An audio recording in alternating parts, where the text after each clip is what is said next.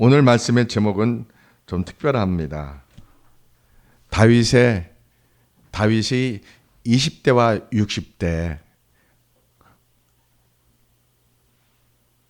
고난의 기도란 제목입니다. 다윗이 20대와 60대 했던 고난의 기도란 제목으로 우리가 말할 수 없는 큰 고난과 위기와 괴로움과 고통 속에 있었던 다윗이 20대 때 어떻게 기도했고 또 60대 때 어떻게 기도했는지를 우리가 말씀을 보면서 우리가 기도해야 하는 우리의 기도의 선배로서 롤모델로 삼았으면 좋겠습니다. 그래서 고난 속에서 다윗이 20대 때는 어떤 기도를 했고 60대 때는 어떤 기도를 했을까 궁금하시죠? 네. 자, 다윗은 우리가 아는 것처럼 10대 때는 어떻게 기도했습니까? 골리앗 앞에서 뭐라고 기도하며 선포했습니까? 골리앗 너는 키가 3m 정도 되고 그리고 큰 칼로 나에게 오지만 나는 만군의 여호와 이름으로 가노라. 10대 때 그랬습니다. 그러면서 짱돌을 갑옷 장고 짱돌을 던져서 골리앗의 이마에 딱 맞아서 그가 쓰러졌을 때 골리앗이 큰 칼로 그 10대 소년이 다윗이 그 10대 소년이 골리앗을 죽였죠. 그래서 생긴 노래가 뭡니까? 사울은 천천히요, 다윗은 만만이라. 이러한 노래를 이제 다윗이 10대 때부터 사람들이 노래를 부르고 있는 겁니다. 여자아이들이 모여서 고무줄 놀이할 때 노래를 뭐라고 불러요? 사울은 천천히요, 다윗은 만만이라 하면서 줄넘기 하고 있는 거예요. 그 모습마들은 제기차게 하면서 사울은 천천히요, 다윗은 만만이요 이렇게 노래를 부르고 있는 거예요. 다윗이 몇 살 때요? 10대 때요. 사울은 그 노래를 듣고서 그는 질투의 화신이 됩니다. 정상적인 사람이 질투나 시기에 결박되면 이성을 잃어버립니다. 정상적인 생각을 잃어버립니다. 판단력을 잃어버립니다. 사람이 미쳐버립니다. 그러면 무엇을 잃어버렸다는 증거입니까? 하나님을 향한 믿음을 잃어버리고 하나님을 향한 믿음을 잃어버렸다면 기도를 잃어버렸다는 겁니다. 여러분, 사울이 왕이 됐을 때는 참 하나님께서 성경에 보니까 신실하다고 그렇게 설명합니다. 참 신실한 사람이다. 왕이 될 만한 키도 크고 보통 사람보다 머리가 하나 정도 나오는 키도 크고 외모가 준수하고 이 정도라면 왕의 제목이다. 이스라엘의 왕이 될 수 있는 그러한 용맹스럽고 키도 크고 잘생긴 정말 왕다운 사람이다. 이렇게 하면서 또 믿음도 신실하고 좋았다고 성경에 기록되어 있습니다. 그렇게 믿음 좋았던 사람이 골리앗을 만났을 때 그의 믿음은 온데간데 없고 두려움만 가득하고 어쩔 바를 모르고 방황하는 그러한 참 살아계신 하나님이 계신데 하나님이 자기를 왕으로 이스라엘 초대 왕으로 세우셨는데 그는 하나님을 잃어버리고 삽니다. 사울만 그래요? 우리도 그래요?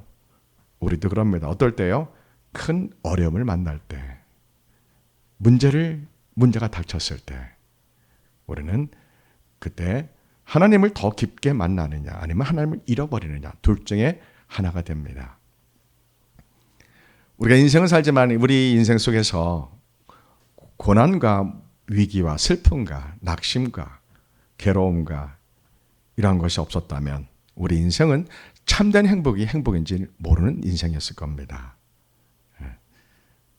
우리 인생은 끝없이 밀려오는 파도처럼 산 넘어 산처럼 우리의 문제가 이렇게 많은지 크고 작은 이 문제 해결하면 또 문제가 오고 이 문제 하면 또 문제가 오고 어떨 때는 뜻하지 않는 예상하지 못한 큰 시련이 오고 슬픔이 오고 몸에 질병도 오고 일에 실패가 오고 사업이 부도나고 직장에서 직장을 잃게 되기도 하고 시험에 떨어지기도 하고 정말 사랑하는 사람을 먼저 잃게 되기도 하고 내 의지와 상관없이 가족이 깨어지고 막 수많은 우리 인생에서 아픈 일들이 많이 일어납니다. 고난이 수없이 끊임없이 일어납니다. 하나님의 방법이라고 생각합니다.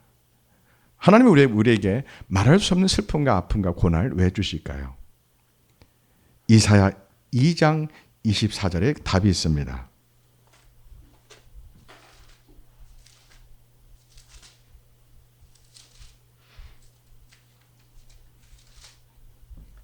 (2장 24절에) 2장 22절에 선지서가 17권인데요. 핵심 말씀 중에 하나입니다. 선지서는 무슨 말씀입니까? 하나님이 왕정시대 때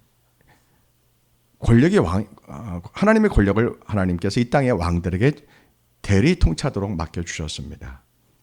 이 왕이 하나님 앞에 신실한 왕이라면 문제가 될 게 없었습니다. 그러나 사람들이 권력을 잡으면 욕심이 생기고 자기가 왕처럼, 진짜 왕처럼 백성들 위에 군림하려고 합니다.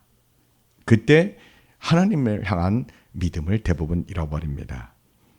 그럼 혼자 지옥 가면 그만인데, 왕 한 사람이 잘못되면 그 밑에 모든 백성들이 신음합니다. 신음합니다. 고통합니다.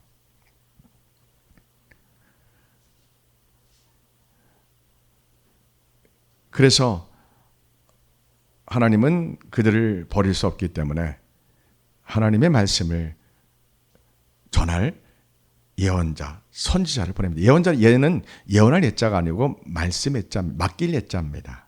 하나님 말씀을 맡긴 사람, 예언자입니다. 선지자. 어떤 미래의 일들을 예언한다는 그런 예언할 예자가 아니고요. 맡길 예자입니다. 그래서 하나님의 그 시대에 사람들이 죄와 불법과 악함을 회개시켜서 하나님께 돌아올 기회를 주려고 하나님이 어떤 사람을 택해서 하나님의 말씀을 맡겨서 그 말씀을 전하게 해서 그 말씀을 들었을 때 회개하든지 거절하든지 그거는 그 당시의 사람들의 몫입니다. 오늘 우리도 마찬가지죠. 제가 하나님의 말씀을 전합니다. 이 말씀을 여러분들이 하나님의 말씀을 받아 담고 이 말씀대로 회개하고 하나님과 동행할 수 있는, 하나님만 바라보고 예수님만 신뢰하는 오직 믿음으로 살든지, 아니면 여러분 자신이 여러분 인생의 왕이 돼서 여러분 인생 여러분 자신이 주인 돼서 여러분 마음대로 살든지, 이거는 여러분의 각자의 몫입니다.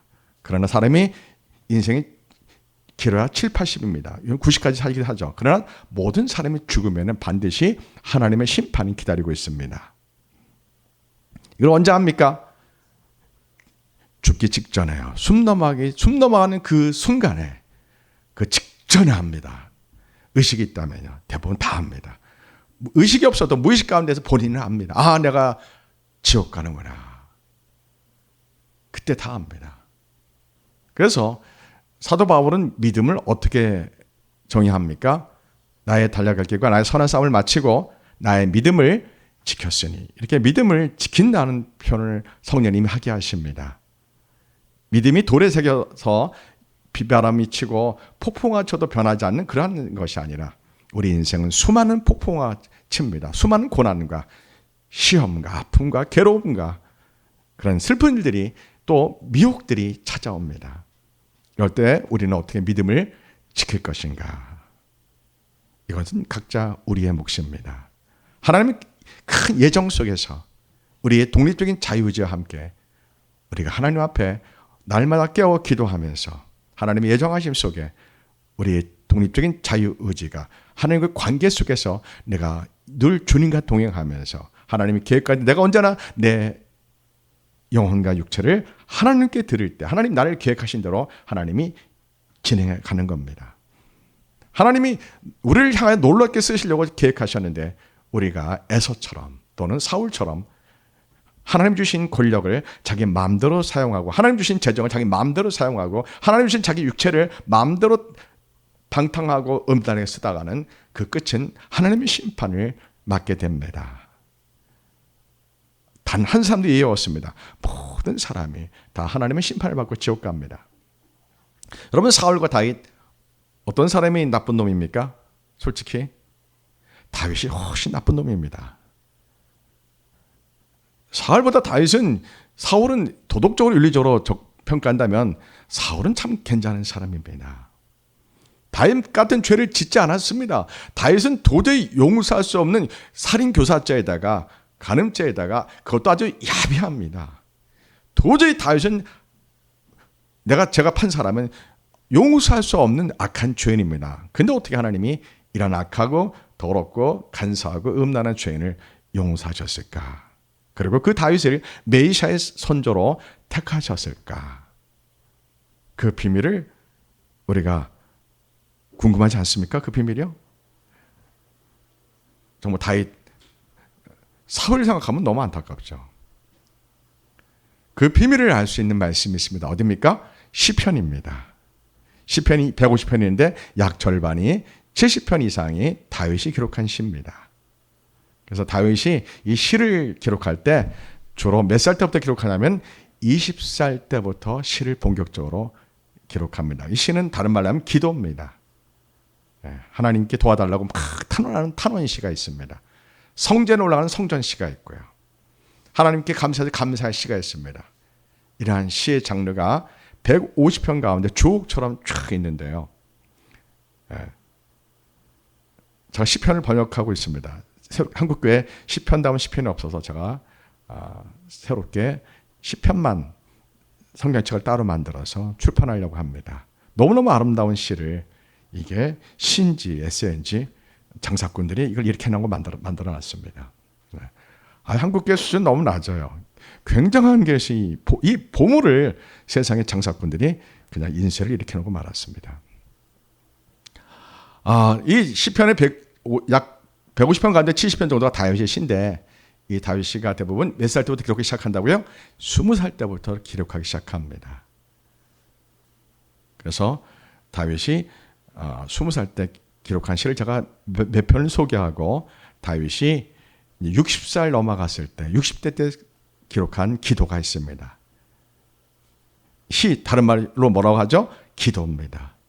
시편 다른 말로 하면 하나님께 드린 기도 이렇게 합니다. 우리가 예수님 믿고 하나님을 믿을 때 인생에 희로애락이 얼마나 많습니까? 슬픈 일, 기쁜 일, 가슴 아픈 일, 정말 하나님이 응답하신 일 또는 하나님이 마치 안 계신 것처럼 나를 버리신 것처럼 침묵하실 때 얼마나 우리가 애탑니까?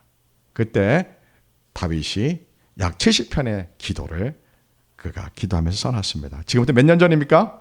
지금부터 3,000년 전에요. 이야, 3,000년 전에 이렇게 아름다운 시를 썼다는 게 믿어집니까?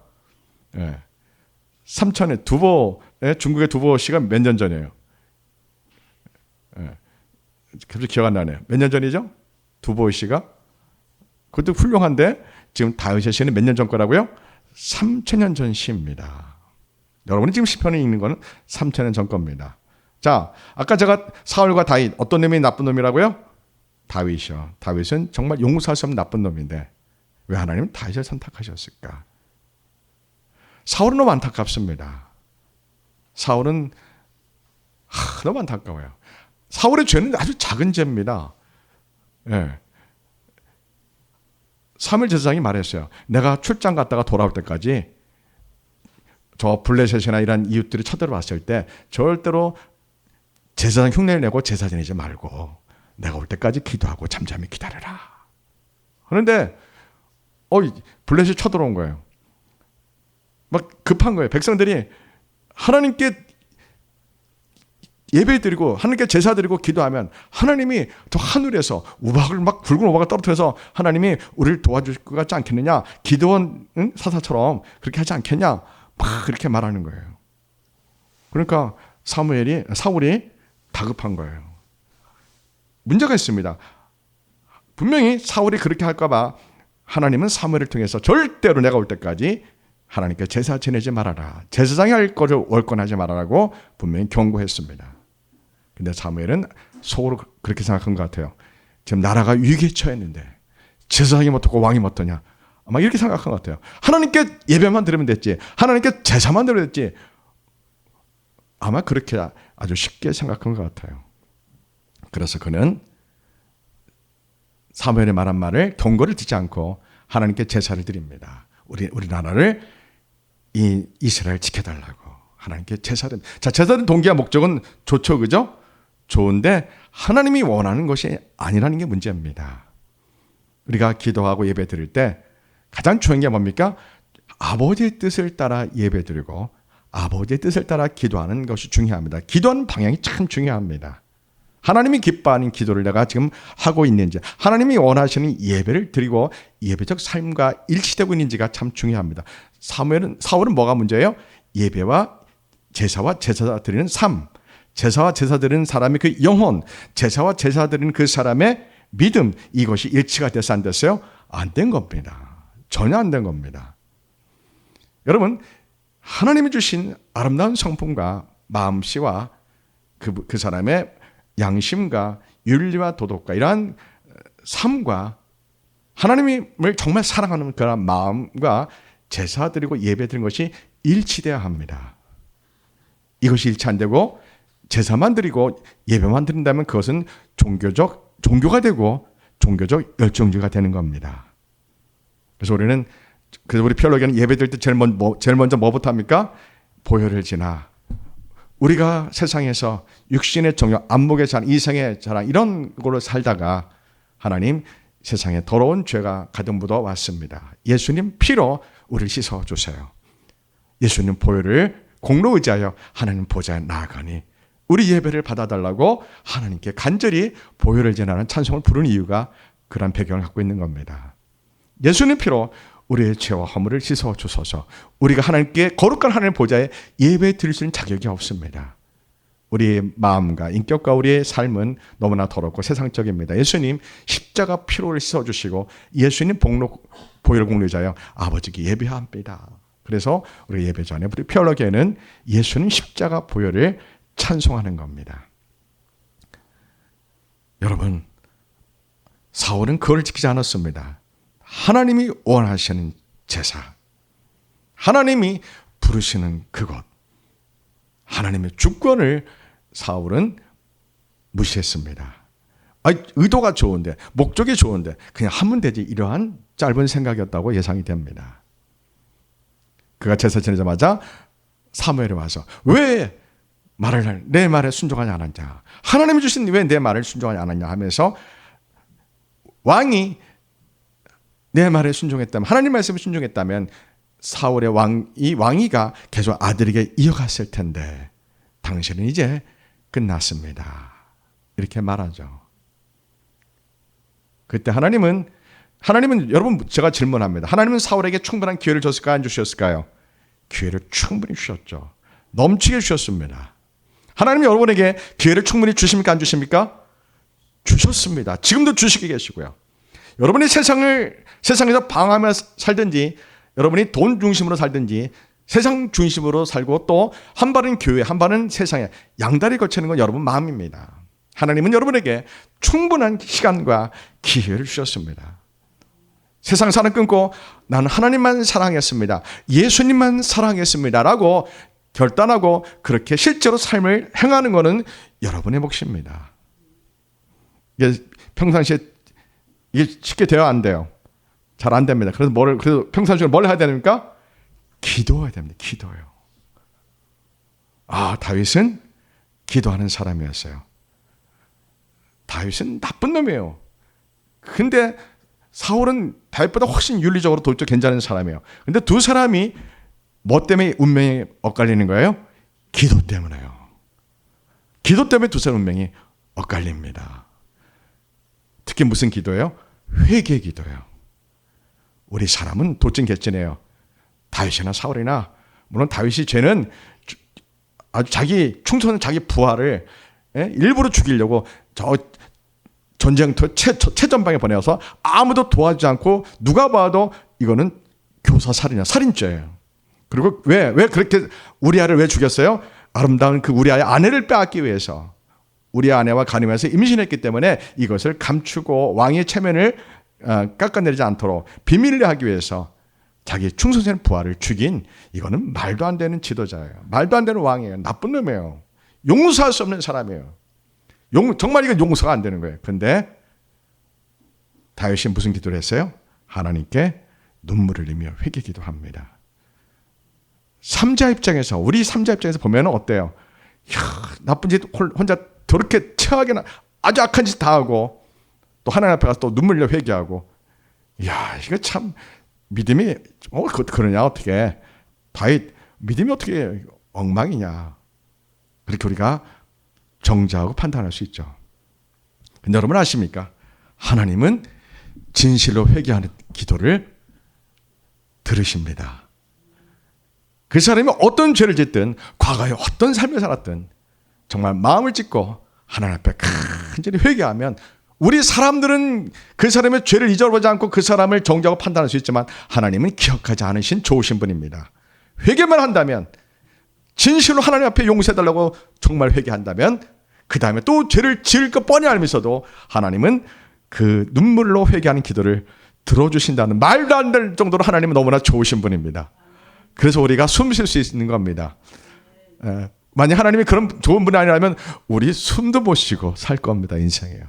하나님은 우리가 어떤 죄인이든 여러분 다윗처럼 나쁜 놈이 어디 있겠습니까? 우리 주변에 없어요. 다윗은 아마도 교회 성도들 가운데 가장 나쁜 사람 중에 한 사람일 거예요. 성경 전체에서. 근데 그가 하나님 앞에 회개할 때 하나님은 그 다음에 또 죄를 짓고 또 떠야 알면서도 하나님은 그냥 용서하십니다. 과거를 기억하지 않습니다. 이런 겁니다. 저 벽에다가 죄를 딱 써놔 하나님께서. 회개하면 하나님이 그냥 저 검은 페인트로 이렇게 칠해버려요. 싹 그냥. 이거를 도말한다는 뜻이면 도말요. 예수님 십자가 피로 우리 죄가 다 어떻게 됐어요? 도말됐습니다. 다 사라지고 그 페인트 속에는 뭐가 써 있는 거예요? 우리 눈에 보이지 않지만 죄는 여전히 써 있는 거예요. 그러나 하나님은 예수님 피로 우리의 죄를 다 십자가 피로 칠하신 거예요. 전부 다요. 이 은혜 우리가 갚을 길이 있습니까? 없습니다. 자, 사울과 다윗 정말 사람의 눈을 볼 때 윤리적으로 볼 때 다윗은 너무 나쁜 사악한 사람이었습니다. 그런데 두 사람이 운명이 회개 기도 때문에 두 사람의 운명이 바뀝니다. 야, 놀랍습니다. 자, 사울이 이제 뭐 때문에 사울이 믿음을 잃어버렸어요? 첫째는 질투, 시기 때문에 그가 믿음을 잃어버렸어요. 자, 여기서 의문이 들어옵니다. 뭐예요? 야, 사울왕 정도 되면은 다윗이 사울은 천천히 다윗 만만 정말 그 노래소리 들으면 정말 이게 정말 화가 나죠. 막 질투가 시기가 막 폭발하죠. 누구나 다 그렇죠. 근데 사울이 뭘 안 한 거예요? 기도를 안 한 거예요. 그런 노래 들을 때 사울이 어떻게 해야 돼요? 성전에 회막에 나아가서 하나님의 성전에 성막에 나아가서 하나님, 제가 무슨 죄를 지었기에 이 어린 10대가 골리앗을 죽이고 이 이스라엘을 구원했습니까? 하나님, 저는 무능한 왕입니다. 하나님, 저의 죄를 회개합니다. 하나님이 다윗을 귀하게 사용하다. 이렇게 기도해야 되거든요. 사울 입장에서요. 근데 그는 질투의 시기에 그만 이성을 판단을 다 잃어버리고 그때부터 그는 어떻게 하면 다윗을 죽일까 이렇게 사람이 바뀌었습니다. 어떻게 하면 자기 왕권을 자기가 보아도 너무나 듬직한 아들 요나단 참 괜찮은 사람이죠. 아버지와 다른 아들이죠. 요나단이 훨씬 그릇이 큽니다. 아버지보다요. 어떻게 하면 저렇게 그릇 큰 요나단에게 내 왕위를 물려줄까 그 생각에 사울은 눈이 뒤집힌 겁니다. 질투와 시기에 눈이 뒤집히고 이성과 판단을 잃어버립니다. 다른 말로 무엇을 잃어버립니까? 믿음을 잃어버린 겁니다. 하나님의 뜻이 어디 있는지 기도를 못한 겁니다. 여러분, 기도 안 하면 믿음이 잃어버립니다. 기도 안 하면 믿음은 과거형 믿음이 됩니다. 기도 안 하면 믿음은 무능한 믿음이 됩니다. 기도 안 하면 믿음은 그냥 기억형 믿음, 지식의 믿음이 되고 맙니다. 아멘. 사울은 왕이 될 때는 아마 기도했던 신실한 사람이었는데 그가 권력을 잡자 기도를 잃어버립니다. 우리 이야기 아닙니까? 우리가 원하는 것을 딱 이뤘을 때 기도를 잃어버리지 않습니까? 돈을 얻었을 때 기도를 잃어버리지 않습니까? 여러분, 신기해요. 돈과 명예와 권력과 섹스와 이 모든 것은 기도를 잃어버리게 하는 능력이 탁월하고 이 네 가지는 하나님을 떠나게 하는 능력이 탁월합니다. 근데 사람들은 이 네 가지를 따라갑니다. 우리는 예수님만 따라가야 됩니다. 예수님 따라가고 돈, 명예, 권력, 섹스 이걸 따라가면 이거는 믿음이 죽은 믿음입니다. 우리는 둘 중 하나를 선택하고 따라가야 됩니다. 돈 아니면 하나님, 하나님 아니면 세상, 하나님 아니면 권력. 우리는 둘 중 하나를 따라가야 됩니다. 하나님 우리에게 돈과 권력과 명예를 맡겨준 거지 내 것이 아닙니다. 사울이 왕이 될 때는 하나님이 인정하셔서 왕으로 세운 신실한 사람이었습니다. 그러나 그가 권력을 갖자 그는 교만해졌던 겁니다. 교만은 모든 걸 다 잃어버리게 합니다. 교만은 기도를 잃어버리게 하는 탁월한 능력이 있습니다. 교만은 뭘 잃어버리게 한다고요? 기도를 잃어버리게 하고, 기도를 잃어버리면 믿음을 잃어버립니다. 기도는 단지 그냥 프레이어, 그냥 이런 개념이 아닙니다. 기도는 어떤 개념입니까? 예수님과 내가 연합되는 겁니다. 기도할 때 하나님과 내가 연합되는 겁니다. 우리가 요 하나님 안에, 하나님이 우리 안에, 아버지 안에, 아버지가 내 안에 계시는 겁니다. 우리가 예수님 안에, 예수님이 내 안에 있는 것이 무슨 방법을 통해서요? 기도요. 그래서 기도를 우리에게 예수님이 가르쳐 주셨고, 예수님은 틈만 나면 산에 가서 기도하셨던 겁니다. 여러분 기도하시겠어요? 안 하시겠어요? 예. 여러분 하나님 만나고 싶어, 안 만나고 싶어요? 예. 하나님 만나는 시간을 10분만 갖고 싶어요? 1시간, 2시간 갖고 싶어요? 이건 여러분이 택하고 하시는 겁니다. 기도를 많이 할수록 하나님과 대화하는 겁니다. 예수님과 연합되는 겁니다. 그러면은 믿음이 점점점 좋아집니다. 믿음은 누가 주시는 거예요? 하나님이 주시는 겁니다. 언제요? 우리가 그분을 열망할 때요. 우리가 하나님을 열망할 때 어떤 식으로 열망합니까? 하나님을 부르짖는 기도하면서 열망하는 겁니다. 요 하나님 어디 계십니까? 제가 요 하나님을 찾습니다. 막 부르짖는 겁니다.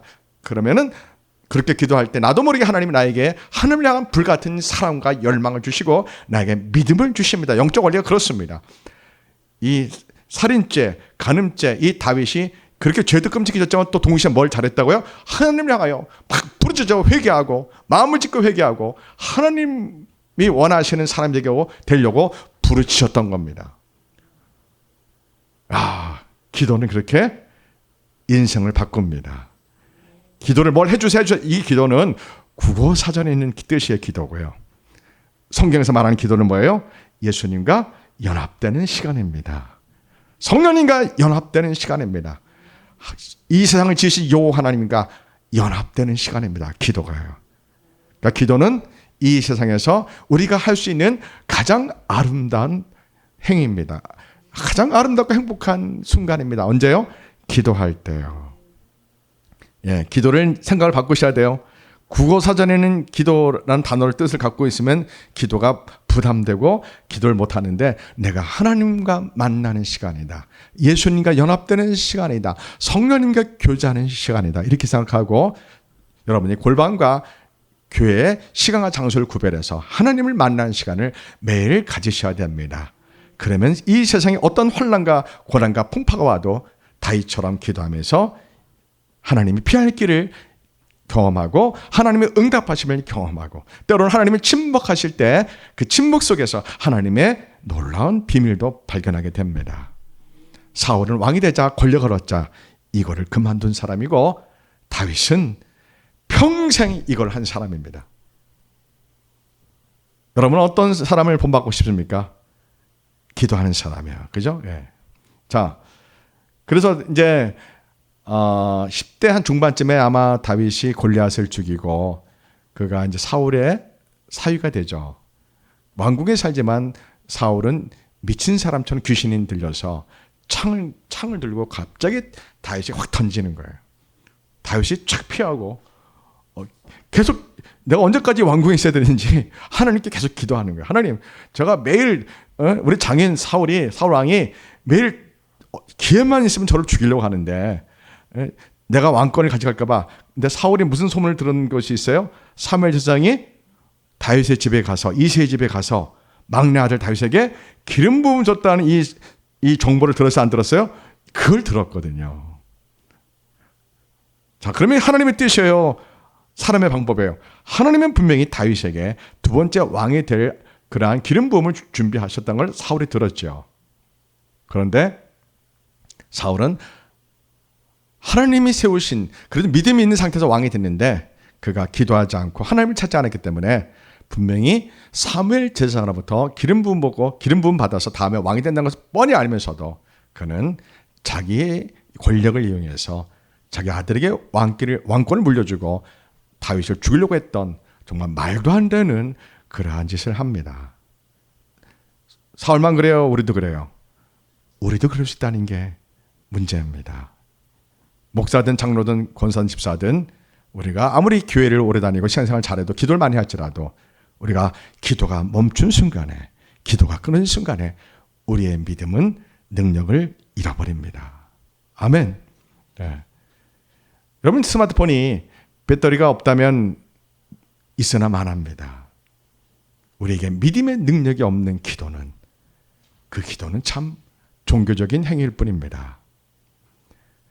사랑하는 성도 여러분, 그렇게 한 5년 정도, 이건 제 추측입니다. 한 5년 정도 다윗이 사울의 왕궁에서 사유로 있으면서도 그가 자기 장인이 죽일 것 같은 그 위협 속에서 그가 언제 여길 떠나야 되는지 그렇게 하나님께 기도하고 그렇게 고통 속에 있다가 그가 20살 됐을 때 왕궁을 떠납니다. 요나단하고 서로 마지막 만남으로 헤어지죠. 다윗이 요나단을 친형제처럼 지냈죠. 요나단이 훨씬 나이가 많죠. 요나단에게 형 아버지가 나를 죽이는 것 같아. 요나단이 설마 우리 아버지 그러려고 내가 한번 확인해 볼게.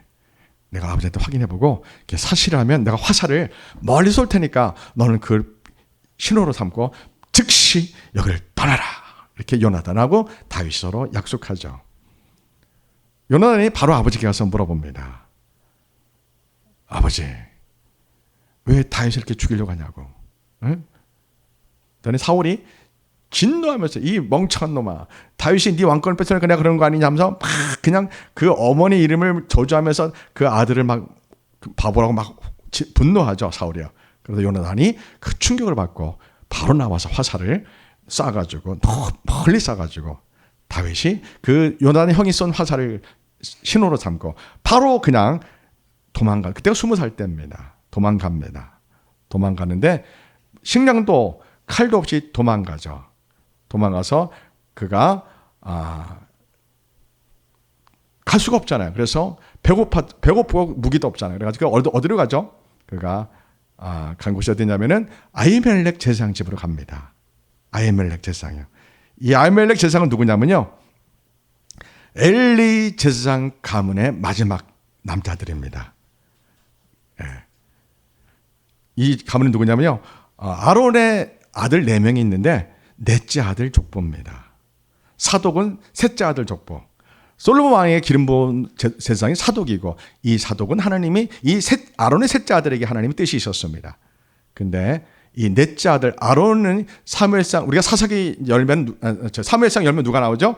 엘리가 나오죠. 근데 엘리는 살이 뚱뚱하고 기도하지 않는 제사장이죠. 하나님이 버린 사람이죠. 하나님이 한나를 통해서 그 아들 사무엘을 준비하셨죠. 사무엘에게 엘리 집안의 마지막 심판을 말씀하시는데 이미 하나님이 알려주신 거죠. 엘리 집안에요. 그 엘리 집안의 마지막 제사장이 누구라고요? 이 아히멜렉. 이 아히멜렉 제사장이 찾아갑니다. 급히 찾아갑니다. 그때 아히멜렉 제사장이 이러한 정치 상황을 너무 잘 알고 있었죠. 다윗이 갑자기 막 힘을 헛떡거리며 갑자기 찾아온 거예요. 그 아히멜렉 제사장이 보니까 다윗이 사울 왕에게 급하게 도망온 것 같다는 걸 금방 알잖아요. 나이가 많으니까 알잖아요. 그래서 깜짝 놀래가지고 다 알면서도 어쩐 일이냐 하면서 다윗이 사실대로 말 안 하고 배고프다고 하면서 그 거룩한 제사 지냈던 거룩한 떡을 주고, 그러고서는 골리앗의 칼이 거기 있었거든요. 그 칼을 주면서 다윗이 멀리 도망갈 수 있도록 도와주죠. 그때 아히멜렉 제사장은 자기가 죽을 거를 예감합니다. 내가 이 20살 난 다윗 청년을 도와주는데 이 다윗 청년이 나중에 왕이 되겠구나, 이걸 알거든요. 자기가 도와주는 순간 우리 집안의 모든 사람들은 사울에게 죽겠구나, 이걸 알면서도 도와줍니다. 누가요? 아히멜렉이. 기도하는 사람일까요? 안 하는 사람일까요? 예. 엘리 제사장의 타락한 엘리 제사장의 가문이었지만 그는 기도하는 사람이었죠. 하나님 앞에 의로웠죠. 그래서 다윗을 도와주고, 그는 다윗을 도와준 이유로 나중에 사울 신하 가운데 에돔 사람 도액이라는 사람한테 죽임을 당합니다. 약 75명가량이 다 죽임을 당합니다. 불쌍하죠, 그죠? 이 소식을 듣고 다윗이 굉장히 슬퍼하죠. 굉장히 고통스러워하죠. 자기를 도와준 그 아히멜렉 제사장이 자기를 도와준 그 이후로 그 집안에 있는 제사장이 75명이 다 죽는 거예요. 이 소식을 듣고 다윗이 하나님께 기도합니다. 그 기도가 그때 썼던 다윗의 기도가 있습니다. 그것이 시편 52편입니다. 한번 보시겠습니다.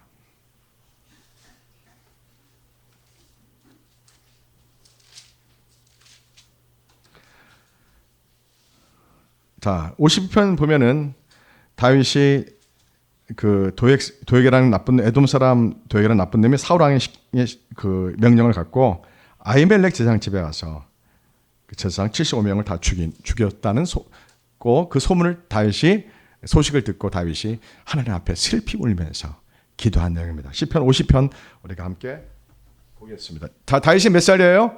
20살요. 다윗이 20살 때입니다. 52편요.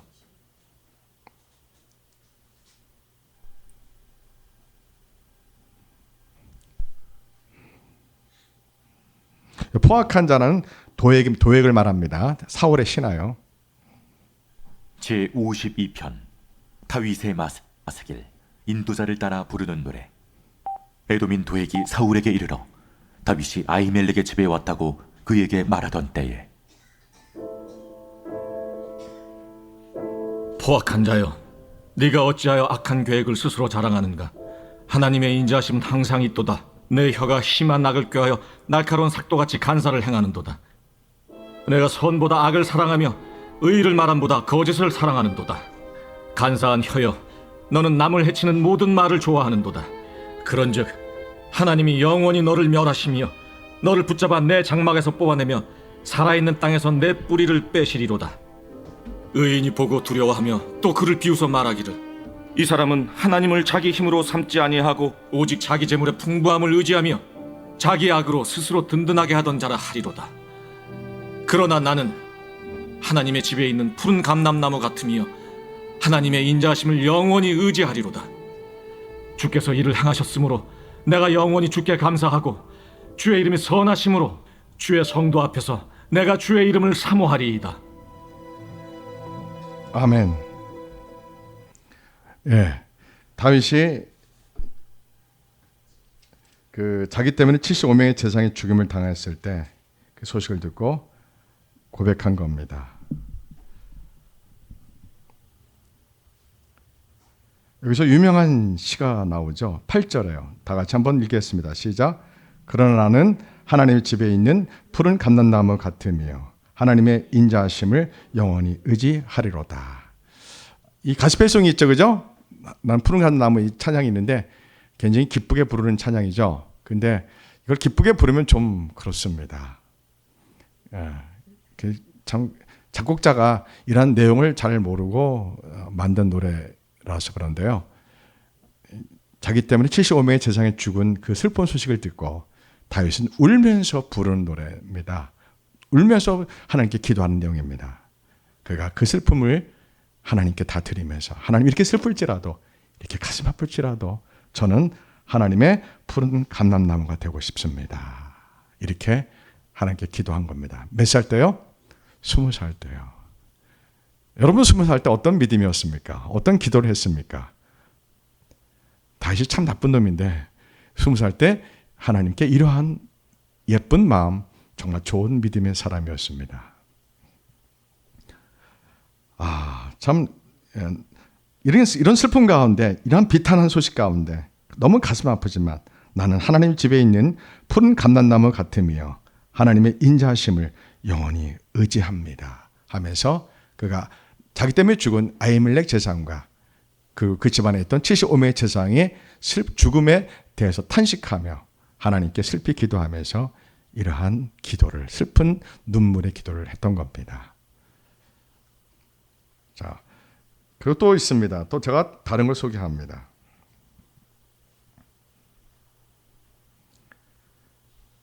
시편 34편 보시기 바랍니다.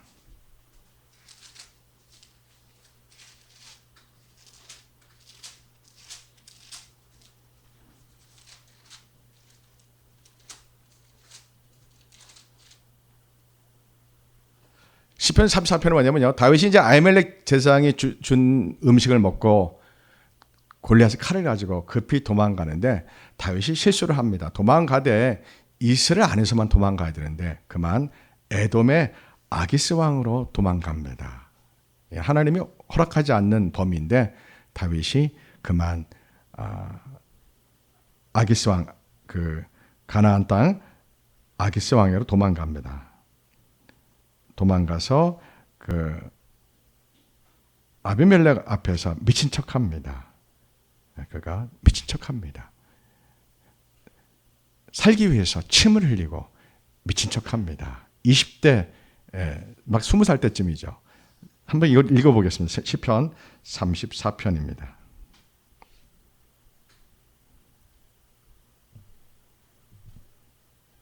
제34편 다윗이 아비멜렉 앞에서 미친 체하다가 쫓겨나서 지은 시. 내가 여호와를 항상 송축하며 내 입술로 항상 주를 찬양하리이다. 내 영혼이 여호와를 자랑하리니 곤관자들이 이를 듣고 기뻐하리로다. 나와 함께 여호와를 광대하시다 하며 함께 그의 이름을 높이세. 내가 여호와께 간구하며 내게 응답하시고 내 모든 두려움에서 나를 건지셨도다. 그들이 주를 앙망하고 광채를 내었으니 그들의 얼굴은 부끄럽지 아니하리로다. 이 곤고한 자가 부르짖음에 여호와께서 들으시고 그의 모든 환난에서 구원하셨도다. 여호와의 천사가 주를 경외하는 자를 둘러 진치고 그들을 건지시는도다. 너희는 여호와의 선하심을 맛보아 알지어다. 그에게 피하는 자는 복이 있도다. 너희 성도들아 여호와를 경외하라. 그를 경외하는 자에게는 부족함이 없도다. 젊은 사자는 궁핍하여 줄일지라도 여호와를 찾는 자는 모든 좋은 것에 부족함이 없으리로다. 너희 자녀들아 와서 내 말을 들으라. 내가 여호와를 경외하는 법을 너희에게 가르치리로다. 생명을 사모하고 연수를 사랑하여 복받기를 원하는 사람이 누구뇨? 내 혀를 악에서 금하며 내 입술을 거짓말에서 금할지어다. 악을 버리고 선을 행하며 화평을 찾아 따를지어다. 여호와의 눈은 의인을 향하시고 그의 귀는 그들의 부르짖음에 기울이시는도다. 여호와의 얼굴은 악을 행하는 자를 향하사 그들의 자취를 땅에서 끊으려 하시는도다. 의인이 부르짖음에 여호와께서 들으시고 그들의 모든 환난에서 건지셨도다. 여호와는 마음이 상한 자를 가까이 하시고 충심으로 통회하는 자를 구원하시는도다. 의인은 고난이 많으나 여호와께서 그의 모든 고난에서 건지시는도다. 그의 모든 뼈를 보호하시며 그 중에서 하나도 꺾이지 아니하도다. 악이 악인을 죽일 것이라. 의인을 미워하는 자는 벌을 받으리로다. 여호와께서 그의 종들의 영혼을 속량하시나니 그에게 피하는 자는 다 벌을 받지 아니하리로다. 예, 이게 20대 초에 하나님께 기도한 시입니다. 우리가 뭐를 엿볼 수 있습니까? 다윗의 영성과 다윗의 마음과 하나님을 향한 그 진지함, 하나님을 향한 진실함을 우리가 엿볼 수 있습니다. 20대 초에 이런 시를 하나님께 기도하셨다는 게 이게 믿어집니까? 솔직히 못 믿겠습니다. 너무 영성이 뛰어납니다. 여러분 물론 그렇습니다. 이 당시 20대는 오늘날 한 40대쯤 되는 정신력 갖고 있습니다. 그리고 오늘날 30, 40대는 우리 때에 10년 마이너스 하면 됩니다. 정신 연령이요. 지금 30살 청년은 우리 때 20살을 보면 됩니다. 그러니까 이 당시에 20살은 사실 굉장한 성숙함이 있는 거죠. 참고로 말씀드리면요. 아무튼 다윗이 사울을 피하여 도망다니면서 미친 사람 흉내내면서 침을 흘리면서 그렇게 부끄럽게 정말 자존심 상하게 그렇게 살아나면서도 하나님께 뭐라고 기도해요? 오늘 34편입니다. 의인이 부르짖음에 여호와께서 들으시고 의인들의 모든 환난에서 건지시도다. 여호와께서는 마음이 상한 자를 가까이 하시고 충심으로 통회하는 자를 구원하시는도다. 의인은 고난이 많으나 여호와께서 그의 모든 고난에서 건지시는도다. 다윗은 누구를 철저히 신뢰합니까? 하나님의 주권을 철저히 신뢰합니다. 그가 살 소망이 끊어진 상태이지만 하나님이 나를 반드시 지켜주신다는, 나를 보호해 주신다는, 나와 함께 하신다는 믿음이 이 다윗 청년의 전 재산이었습니다. 오늘 하나님 우리에게 그걸 원하십니다. 우리 인생은 많은 고난의 파도가 밀물처럼 밀려옵니다. 처음에는 사람들이 돈 가지고 있으면 돈의 방법으로 돈으로 해결하려고 해봅니다. 또 인맥을 활용해서 해결해 보려고 합니다. 그 모든 것이 실패할 때 사람들은 맨 마지막으로 하나님께 돌아옵니다. 처음부터 하나님께 돌아오면 참 좋을 텐데 보통은 대개 모든 인간적인 방법을 다 해보고 안 될 때 앞뒤 사방이 다 막혔을 때 그때 사람들이 두 손 들고 하나님께 돌아옵니다. 그럼에도 하나님은 우리를 맨발로 뛰어나오셔서 우리를 맞아주십니다. 아멘. 탕자 위에서 아버지가 맨발로 뛰어가는 게 예수님의 마음을, 하나님의 마음을 우리에게 가르쳐 준 거거든요. 하나님은 우리가 정말 염치 없이 별짓 다 하고도, 오늘 다윗이 뭐라고, 지금 20대 초 뭐라고 고백했어요? 여호와는 마음이 상한 자를 가까이 하시고 충심으로 진심으로 통해 자복하고 회개하는 자를 구원하신다. 과거에 어떤 죄가 있고 어떤 악한 사람이랄지라도 지금 진심으로 회개하고 하나님께 기도하면 하나님은 그 사람을 용서해 주신다는 겁니다. 자, 다윗이 20대 중반 때 또 기록한 시를 보겠습니다. 다윗이 이제 아둘람 굴에서 400명, 600명과 사람들과 함께 막 도망 다니다가 사울이 광고를 합니다. 다윗을 신고한 사람에게 포상금을 주겠다고 신고를 했어요. 막 그 광고를 해놨어요. 포상금을 걸어놨어요. 이스라엘 땅 전체. 그랬더니 다윗이 십광야에 있을 때 어떤 십광야 어떤 사람이 사울 왕에게 우리 동네 십광야에 다윗이 숨어 있습니다. 동굴에 숨어 있습니다. 알려준 거예요. 그래서 사울이 3,000명을 끌고 왔어요. 왔는데 이 사울이 다윗을 막 찾다가 볼 일이 급해가지고 동굴 속에 들어갔어요. 근데 거기에 다윗이 숨어 있는 곳인데 하필 그 동굴로 들어간 거예요. 그래서 다윗이 죽이면 고생이 끝나는데 사울 혼자인데 다윗은 부하들 같이 있고요. 근데 다윗이 안 죽입니다. 왜 안 죽여요? 원수 갚는 것은 하나님 손에 맡기기 때문에 다윗은 사울을 죽이지 않습니다. 20대 중반이에요. 야, 이게 믿어져요? 어떤 믿음이길래 이런 믿음 가질 수 있었을까요?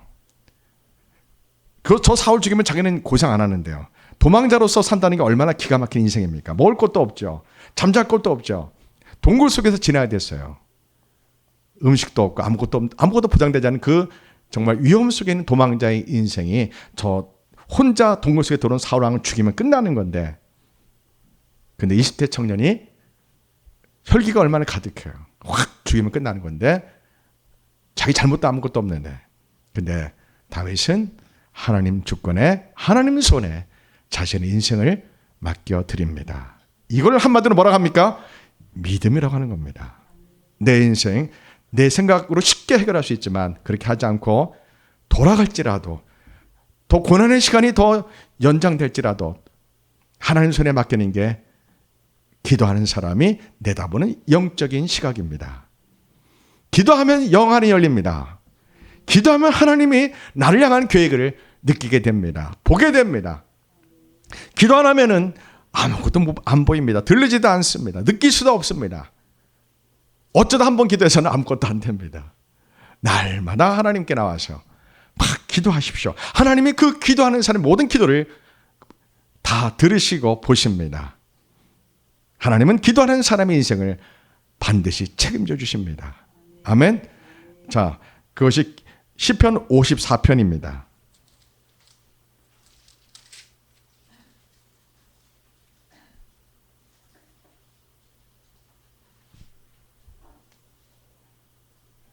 제54편 다윗의 마스길. 인도자를 따라 편하게 맞춘 노래. 집사람이 사울에게 이르러 말하기를 다윗이 우리가 있는 곳에 숨지 아니하였나이까 하던 때, 하나님이여, 주의 이름으로 나를 구원하시고 주의 힘으로 나를 변호하소서. 하나님이여, 내 기도를 들으시며 내 입의 말에 귀를 기울이소서. 낯선 자들이 일어나 나를 치고 포악한 자들이 나의 생명을 수색하며 하나님을 자기 앞에 두지 아니하였음이니이다. 하나님은 나를 돕는 이시며 주께서는 내 생명을 붙들어 주시는 이시니이다. 주께서는 내 원수에게 악으로 갚으시리니 주의 성실하심으로 그들을 멸하소서. 내가 낙헌제로 주께 제사하리이다. 여호와여, 주의 이름에 감사하오리니 주의 이름이 선하심이니이다. 참으로 주께서는 모든 환난에서 나를 건지시고 내 원수가 보응받는 것을 내 눈이 똑똑히 보게 하셨나이다. 아멘. 제가 좀 착각했습니다. 54편에 57편입니다. 57편이 엔게디 광야 동굴 속에 있던 사건이고 지금 54편은 그 이후에 식광에서 사울이 다윗을 잡으러 3,000명 군대 왔을 때 텐트 치고 야영했거든요. 그때 다윗이 몰래 들어가서 사울의 창과 물병을 가져오죠. 그죠? 그 사건이 말씀이었습니다. 자, 57편은 엔게디 광야 굴입니다. 한번 57편 봅시다. 짧으니까. 57편은 엔게디 광야 굴에서 사울을 죽일 수 있었는데 안 죽인 사건입니다. 제57편 다윗의 믹담시. 인도자를 따라 알다스에세 맞춘 노래. 다윗이 사울을 피하여 굴에 있던 때. 하나님이여, 내게 은혜를 베푸소서. 내게 은혜를 베푸소서. 내 영혼이 주께로 피하되 주의 날개 그늘 아래에서 이 재앙들이 지나기까지 피하리이다. 내가 지존하신 하나님께 부르짖으며 곧 나를 위하여 모든 것을 이루시는 하나님께로다. 그가 하늘에서 보내사 나를 삼키려는 자의 비방에서 나를 구원하실지라. 하나님이 그의 인자와 진리를 보내시리로다. 내 영혼이 사자들 가운데서 살며 내가 불사르는 자들 중에 누웠으니 곧 사람의 아들들 중에라. 그들의 이는 창과 화살이요 그들의 혀는 날카로운 칼 같도다. 하나님이여, 주는 하늘 위에 높이 들리시며 주의 영광이 온 세계 위에 높아지기를 원하나이다. 그들이 내 걸음을 막으려고 그물을 준비하였으니 내 영혼이 억울하도다. 그들이 내 앞에 웅덩이를 팠으나 자기들이 그 중에 빠졌도다. 하나님이여, 내 마음이 확정되었고 내 마음이 확정되었사오니 내가 노래하고 내가 찬송하리이다.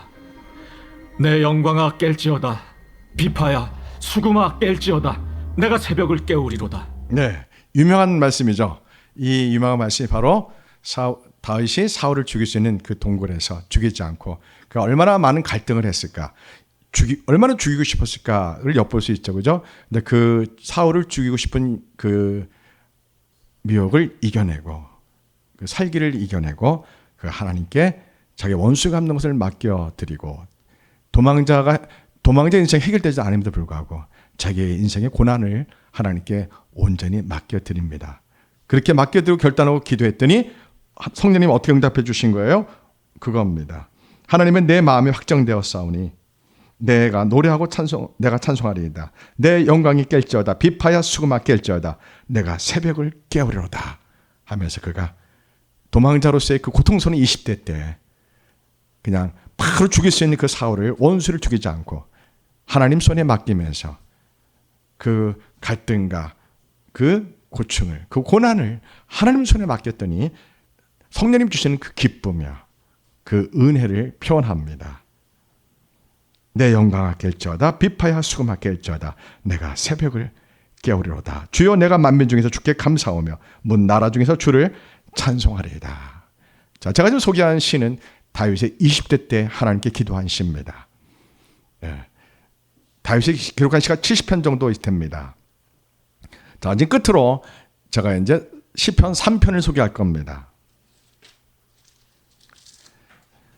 자, 다윗이 20살에 도망 다니고 10년 동안의 도망하는 세월이 끝납니다. 10년 동안 도망 다니고 그가 헤브론에서 남유다 지파의 왕이 됩니다. 30살이에요. 왕이 되고 또 7년 동안 북이스라엘 사람들과 나라가 분리되었거든요. 북이스라엘과 남유다가 서로 7년 동안 전쟁을 합니다. 전쟁을 하고 북이스라엘 지도자들이 다윗을 찾아와서 우리나라를 맡아주시고 통일왕국을 해주시고 왕이 되달라고 부탁합니다. 37살에 이제 통일왕국이 됩니다. 다윗이 30살에 왕이 되고 70세까지 40년 동안 왕권을 갖고 있다가 70세에 자기 아들 솔로몬에게 왕권을 물려줍니다. 근데 61살 됐을 때 자기 셋째 아들 압살롬이 반란을 일으켜서 자기를 죽이려고 합니다. 많은 신하들이 압살롬 편에 들어가고 다윗은 도망자가 또 됩니다. 많은 사람이 다윗을 저주합니다. 다윗이 죄진 게 많았잖아요. 또 다윗이 죽인 사람이 많았잖아요. 그래서 다윗을 저주합니다. 아들에게 저렇게 죽임 당해도 쌀 놈, 이렇게 많이 다윗이 기도하는 것을 모르는 사람들은 다윗을 도덕적으로 윤리적으로 비판합니다. 다윗의 생애를 싸잡아 비판합니다. 근데 다윗이 이렇게 하나님 앞에 전쟁터에 나갈 때도 수없이 기도합니다. 지금 제가 여러분에 지금까지 소개한 건 20대 때 시입니다. 그리고 제가 지금 다윗이 61세 때 시를 지금 기록합니다. 그러면 나머지 시들은 대부분 그 안에 있었던 시입니다. 대부분 60편 정도가 이 다윗이 30살 때부터 약 70세까지 있던 시입니다. 그리고 제가 지금 소개한 시는 61세 때, 이때 다윗이 기록한 시입니다. 자기 아들이 자기를 죽이려고 옵니다. 셋째 아들이 왕이 되겠다고 자기를 죽이려고 군대를 이끌고 자기를 쳐들어옵니다.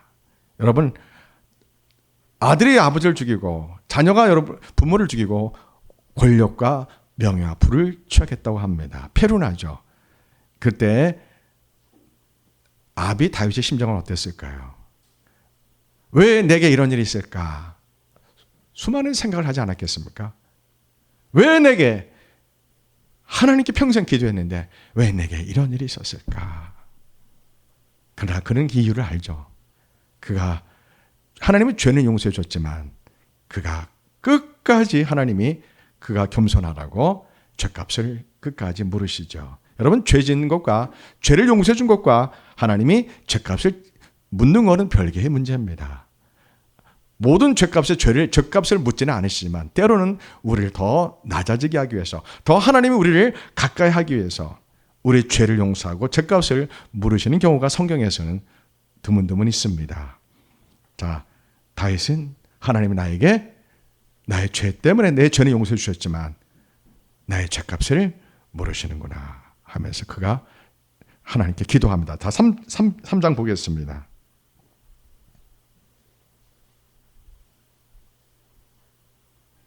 제3편 다윗이 그의 아들 압살롬을 피할 때 지은 시.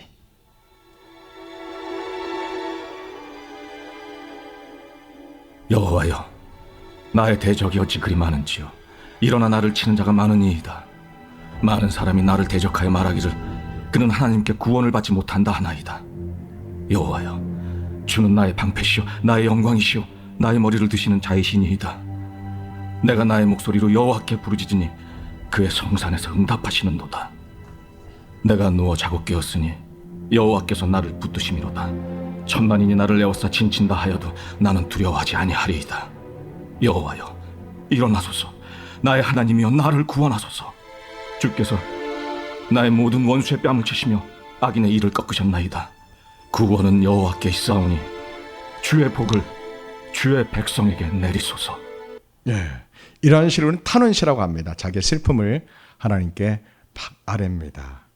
자, 아들이 자기를 죽이려고 쳐들어왔을 때, 도망갈 때 그는 하나님께 여호와는 나의 방패시오, 나의 영광이시오, 나의 머리를 드시는 자입니다 하면서 내가 나의 목소리를 여호와께 부르짖으니 그의 성산에서 응답하신도다 하면서 20대 때 시와 60대 시 내용의 차이가, 영적 수준이 차이가 별로 없죠, 그죠? 예. 물론 수십 년 동안 기도했던 다윗, 그 영적인 그 영성이 많이 쌓였다고 예상되는데, 그러나 20대 때 다윗의 시와 60대 다윗 시가 우리가 읽을 때에는 큰 차이를 못 느낄 정도로 다윗은 평상시에 늘 하나님께 기도했던 사람입니다. 아주 어릴 때부터 하나님께 기도했던 사람입니다. 이렇게 기도한 사람의 인생의 결론은 시편 23편처럼 나는 겁니다. 시편 23편을 보면은 평생 기도한 사람, 하나님만 신뢰하고 의지하는 사람, 어떤 인생에, 우리 인생에 살면 얼마나 많은 문제가 옵니까? 얼마나 고통스러운 문제가 옵니까? 얼마나 아픈 일들이 많이 오고 슬픔이 많이 오고 이해할 수 없는 시련이 우리에게 얼마나 찾아옵니까? 그 모든 것을 그 시련과 아픔과 고난 속에서, 슬픔 속에서 기도하는 사람은 결론이 이렇게 나는 겁니다. 시편 23편 보시기 바랍니다. 제23편 다윗의 시. 여호와는 나의 목자시니 내게 부족함이 없으리로다. 그가 나를 푸른 풀밭에 누이시며 쉴 만한 물가로 인도하시는도다. 내 영혼을 소생시키시고 자기 이름을 위하여 의의 길로 인도하시는도다. 내가 사망의 음침한 골짜기로 다닐지라도 해를 두려워하지 않을 것은 주께서 나와 함께 하심이라. 주의 지팡이와 막대기가 나를 안위하시나이다. 주께서 내 원수의 목전에서 내게 상을 차려주시고 기름을 내 머리에 부으셨으니 내 잔이 넘치나이다. 내 평생의 선하심과 인자하심이 반드시 나를 따르리니 내가 여호와의 집에 영원히 살리로다. 아멘. 예, 이제 23편이 이해가 될 겁니다. 다윗은 인생에서 슬픈 일, 기쁜 일, 정말 일반인들이 경험하지 못할 끔찍한 아픔과 슬픔을, 고난을 겪었습니다. 그러나 그가 위대한 믿음을 갖고 있던 비결이 무엇이었습니까? 기쁠 때나 슬플 때나 정말 고통스러울 때나 괴로울 때나 하나님께 기도하는 것을 멈추지 않았다는 겁니다. 죄를 지어도 하나님께 기도하고 하나님이 기뻐할 때도 기도하고 늘 그는 자기 인생의 모든 일상의 모든 기쁜 일, 슬픈 일, 인생의 희로애락을 하나님께 기도하면서 하나님의 주권에 맡기는 그러한 진짜 믿음의 사람이었다는 것을 하나님이 우리에게 보여주고 있는 것이 시편, 다윗의 시편 70편 정도가 됩니다. 여러분, 하나님은 살아계십니다. 우리 인생은 불완전합니다. 모든 사람은 죄인들입니다. 우리 인생은 내가 원하든 원하지 않든 크고 작은 고통스러운 일들이, 마음 아픈 일들이, 부부간의 문제, 부모와 자녀 간의 문제, 자녀들 형제 간의 문제, 직장의 문제, 재정의 문제, 몸의 아픔, 건강함, 이런 모든 문제들이 우리에게 밀물처럼 파도처럼 찾아옵니다. 여러분의 힘으로 이 인생의 고통스러운 문제를 해결하려 하지 마십시오. 어떤 죄를 지어도 하나님은 우리를 기다리십니다. 그래서 예수님이 뭐라고 말씀하셨습니까? 예수님이 우리에게 원하는 건 딱 하나입니다. 우리가 예수님 안에, 주님이 우리 안에요. 너희가 내 안에, 내가 너 안에 있으면 무엇인지 원하는 대로 기도하라 이거예요. 그러면 다 이루어 주신다는 겁니다. 예수님 원하는 게 뭡니까? 예수님 우리와 언제나 함께하기를 원하신다는 겁니다. 무엇을 통해서요? 기도를 통해서요. 기도의 목적이 뭡니까? 예수님과 우리가 연합되는 겁니다. 우리가 예수님 안에 있는 겁니다. 왜요? 우리가 우리의 인생의 목적과 우리 인생의 행복은 예수님 안에서만 가능하기 때문에 그렇습니다. 우리의 운명은 하나님으로부터 지음받을 때부터 결정되는 운명입니다. 어떤 운명으로 해요? 하나님 안에서만 우리가 행복을 찾을 수 있는 겁니다. 예수님 안에서만 우리가 행복을 찾을 수 있는 겁니다. 그것을 누가 우리에게 보여준 거예요? 다윗이 오늘 그걸 우리에게 보여주고 제가 그것을 쫙 소개한 겁니다. 목사로 살 것은 다 했습니다. 여러분이 어떤 신앙을 갖고 기도하는지 안 하는지 결정은 여러분의 몫입니다. 이제요. 여러분 기도하십시오. 하나님께 기도하고 싶다고 그렇게 기도하죠. 하나님 기도하고 싶어요. 예수님 기도하고 싶어요. 기도하고 싶은데 기도를 못해요. 이거부터 출발하십시오. 시간을 잃어버리고 어디 있든지 누가 있든지 하나님 기도하고 싶어요. 예수님 기도하고 싶어요. 내 인생을 책임져 주세요. 예수님 정말 살아계십니까? 하나님 정말 살아계십니까? 다윗을 지으시고 다윗과 함께 하신 예수님, 하나님 저와도 함께 해주세요. 기도하고 싶어요. 예수님 만나고 싶어요. 여러분들이 그렇게 예수님을 찾는다면 예수님은 가장 기뻐하시면서 여러분을 만나 주십니다. 예수님 원하는 것도 하나입니다. 뭐라고요? 내가 너희 안에, 너희가 내 안에 있으면 무엇인지 원하는 대로 구하라, 기도하라. 내가 너희들 기도를 응답하고 들어주실 거다고 약속하셨습니다. 여러분이 그러한 기도, 그러한 믿음의 삶 되기를 축복합니다. 기도합니다. 전능하신 여호와 하나님 아버지, 오늘 이 종은 시편의 말씀 통해서 다윗의 신앙을, 다윗의 20대와 60대의 고난 속에 있었던 기도를 소개했습니다. 하나님, 다윗은 정말 너무나 뻔뻔하고 염치 없는 악한 죄인입니다. 근데 다윗의 시편을 읽으니까 다윗이 죄를 지을 때도 하나님께 기쁨을 들 때도 언제나 그는 겸손하게 하나님께 기도하는 사람이었습니다. 평생을 하나님과 연합된 기도하는 사람이었습니다. 우리가 이 신앙, 이 믿음을 본받기 원합니다. 예수님이 말씀하신 것, 너희가 내 안에 내가 너희 안에 거하도록 기도하라고 말씀하신 그 예수님 말씀을 우리가 이루는 참된 신앙 되기 원합니다. 예수님 그러한 믿음을 우리 편려교회에 허락해 주세요. 예수님 이름으로 기도합니다. 아멘.